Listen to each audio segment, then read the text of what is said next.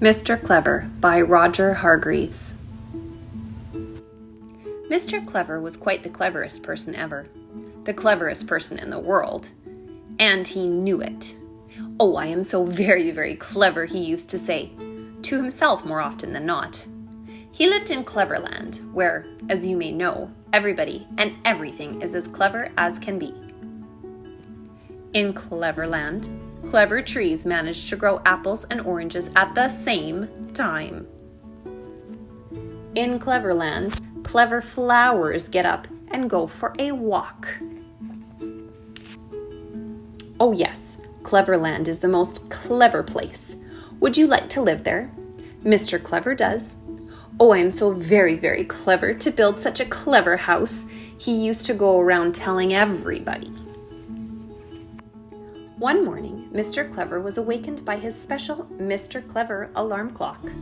Not only did it wake you up by ringing a bell, it also switched on a light and said, "Good morning," and made a cup of tea, and showed what the weather was going to be, and told you the time and showed you the date.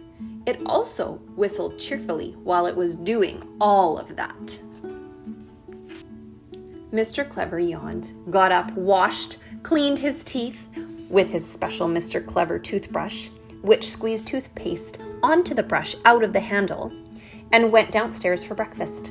He popped a slice of bread into his special Mr. Clever electric toaster, which not only toasted the bread, but also spread it with butter and marmalade and cut off the crusts.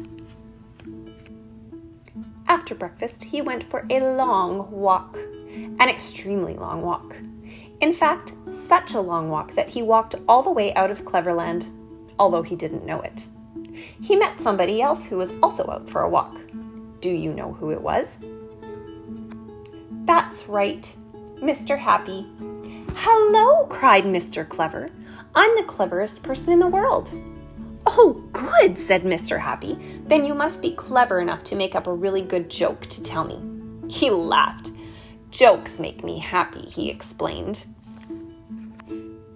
Mr. Clever's face fell. "Well, I don't know any jokes," he admitted. "Well, that's not very clever of you, is it?" said Mr. Happy, and went off.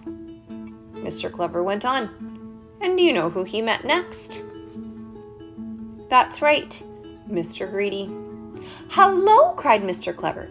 "I'm the cleverest person in the world." "Oh, good," said Mr. Greedy.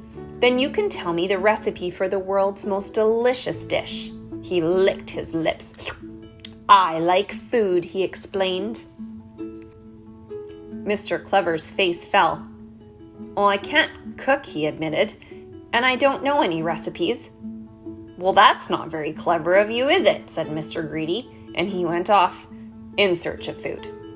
Mr. Clever went on, and who do you think he met next?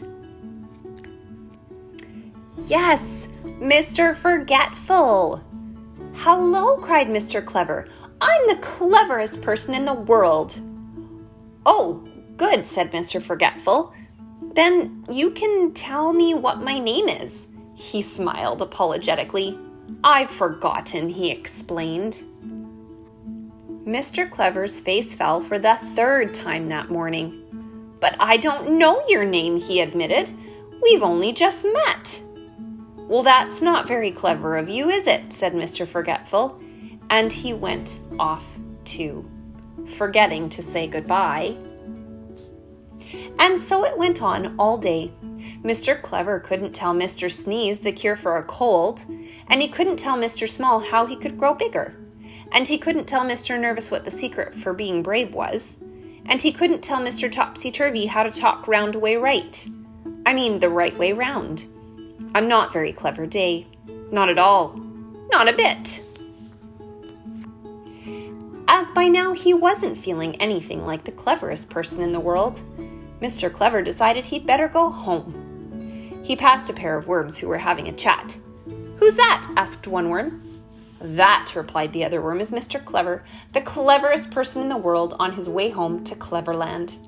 The first worm thought, "He can't be that clever," he replied. "He's going the wrong way."